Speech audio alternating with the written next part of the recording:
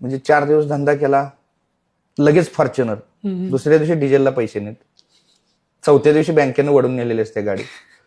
किंवा जरा थोडं हे झालं ग्रामीण भागातल्या तरुणांना लगेच वाटते मला बी पांढरे कपडे घालावेत, मला बी लोकांनी युवा नेता म्हणावं. लगेच जिल्हा परिषद आली, पंचायत समिती आली, 50,000चे फेटे बांधले, सगळं धंद्याकडे दुर्लक्षच की, लक्ष डायव्हर्ट केला.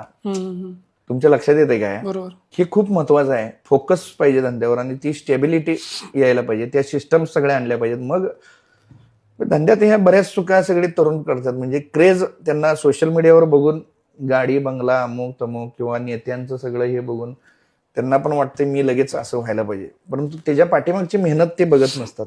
जे पण कोण मोठे लीडर्स असतात ते आधी मोठे एंटरप्रेनर्स असतात. बहुतांश वेळा त्यांचे स्टॅबल इन्कम सोर्स असते. ते इन्कम सोर्स पहिल्यांदा म्हणजे अगोदर पहिला पोटापाण्याचा प्रश्न सोडवा आणि मगच नेता बना.